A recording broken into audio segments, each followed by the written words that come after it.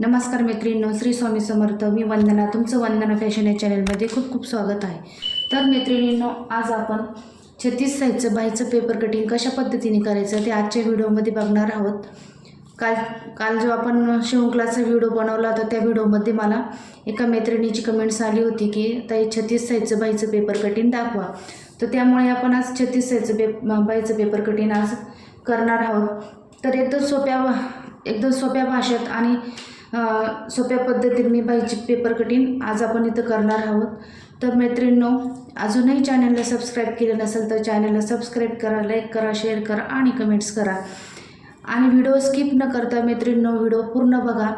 तर चला तर आपण व्हिडिओला सुरुवात करूया. तर बाईची कटिंग करण्यासाठी आपल्याला अगोदर सर्वप्रथम जी बाईची मापे असतात ती मापे आपल्याला इथे लागणार आहेत. तर 36 साईजचं छातीचं माप आहे आपलं. बाईची उंची आहे 9 इंच आणि बाईचा दंडघेर असतो तो 10 इंच आहे. तर आपण आपली 36 साईजचं आपलं माप आहे कटोरीचं. तर आपण त्याच्यावरून बाईची रुंदी कशा पद्धतीने काढायची. तर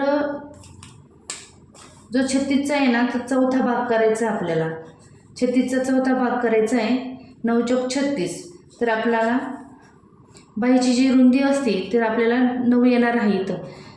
तर काही मैत्रिणींना प्रश्न पडतो की बाईची रुंदी किती घ्यायची. तर त्यामुळे एकदम सोप्या पद्धतीने मी इथे तुम्हाला सांगितले आहे. जी बाईची छातीची जी घडी असते तीच आपल्याला इथे बाईची रुंदी म्हणून घ्यायची असते. तर आपल्याला बाईची रुंदी घ्यायची इथं 9 इंच. बाईची उंची आहे 9 इंच. त्याच्यात आपल्याला 1 इंच मिळवायचं आहे. कट करत असताना बाई आपल्याला मग 10 इंच घ्यायची आहे. जर आपली बाई बिना अस्तरची असेल तर आपण बाईच्या उंचीमध्ये 2 इंच मिळवायचं आहे. जर बाई अस्तरची असेल तर आपल्याला 1 इंच मिळवायचं आहे. तर बाईची उंची तर घ्यायची आहे आपल्याला 10 इंच.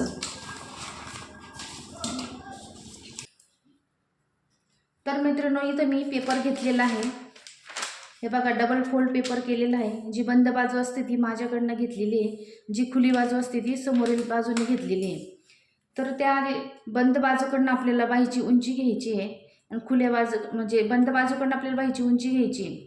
तर मी बंद बाजूकडनं बाईची उंची घेणार आहे. बाईची उंची आहे 9 इंच. त्याच्यात आपल्याला 1 इंच मिळवायचं आहे. तर इथं मी घेणार आहे 10 इंच. तर हे बघा, मी बाईची उंची 10 इंच घेतलेली आहे. त्यानंतर समोरील बाजूने पण मी 10 इंच मार्क करून घेणार आहे आणि पट्टीच्या साहाय्याने रेष ओढून घ्यायची.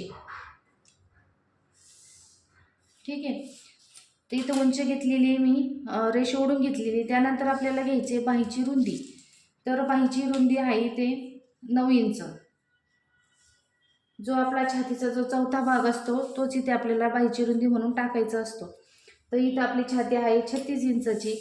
तर मी इथे जो 36 इंचाचा जो चौथा भाग असतो 9 चौक 36, मग मी 9 इंच इथं बाईची रुंदी घेतलेली आहे. त्यानंतर इथं आपली सरळ रेष ओढून घ्यायची, म्हणजेच हा बॉक्स तयार करून घ्यायचा आहे. आपण बाईची उंची घेतली, रुंदी घेतली. त्यानंतर आपल्याला घ्यायची कॅप हाईट.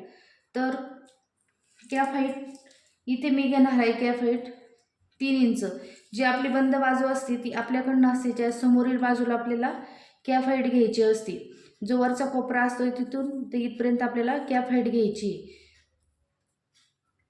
जर बाई 4, 4.5, 5, 5.5 अशी असेल तर इथं मी 2.5 इंच घेणार.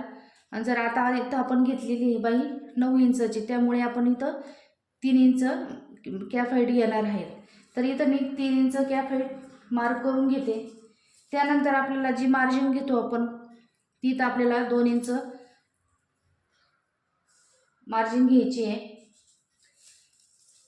त्यानंतर आपल्याला वरच्या साईडने बाईला जो आकार देतो आपण, आकार देण्यासाठी ते 2 आणि 1 इंच आकार देण्यासाठी मार्क करून घ्यायचे. हे बघा, इथं मी 2 इंच आणि इथे 1 इंच असं मार्क करून घेतलेलं आहे.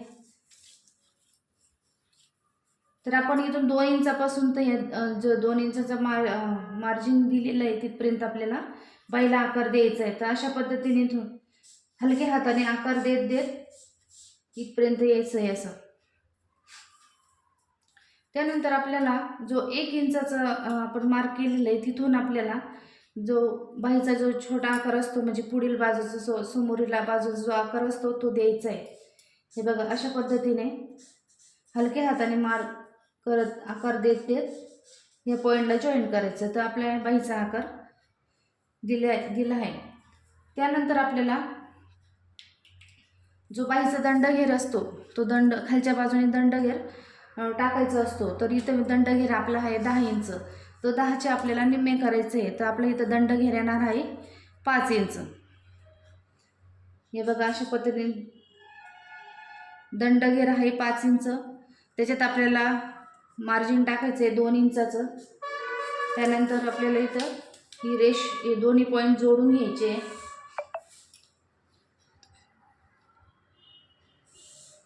हे बघा अशा पद्धतीने आपली बाहीची पूर्ण मार्किंग झालेली आहे, पूर्ण डायग्राम झालेला आहे. तर इथं मी आधी उंची घेतली, बंद बाजू आपल्याकडनं घ्यायची, त्या साईडने उंची घ्यायची आहे. त्यानंतर आपल्याला बाहीची रुंदी घ्यायची आहे. त्यानंतर आपल्याला कॅफ हाईट घ्यायची आहे आणि 1 आणि 2वर मार्किंग करून आपल्याला बाहीचा जो आकार असतो तो आकार द्यायचा आहे. आणि खालच्या साईडने दंडघेरचे निम्मे करून त्याच्यात आपल्याला 2 इंच मार्जिन द्यायचं आहे. आणि त्यानंतर आपल्याला हे दोन्ही पॉईंट जोडून बाही कट करायची. तर इथे मी बाही कट करणार आहे. बाही कट करत असताना ही रेष असते ही कट करायची अगोदर, ह्या साईडने कट करायचं.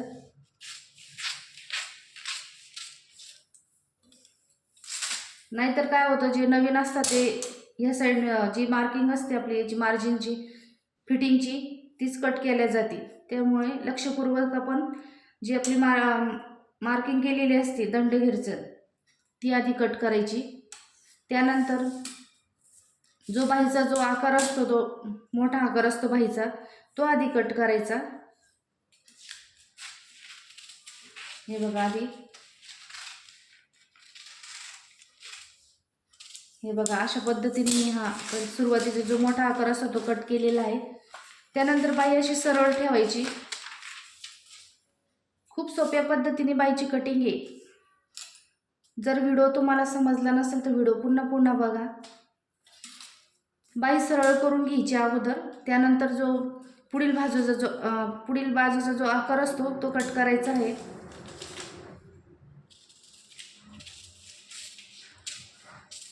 हे बघा अशा पद्धतीने बाहीची पूर्ण कटिंग झालेली आहे.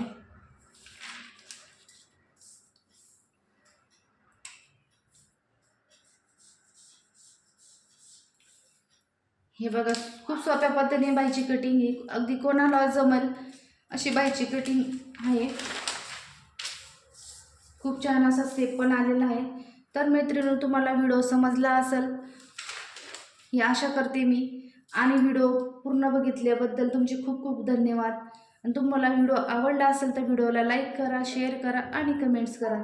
तर आपण पुढच्या व्हिडिओमध्ये भेटू. चला बाय बाय.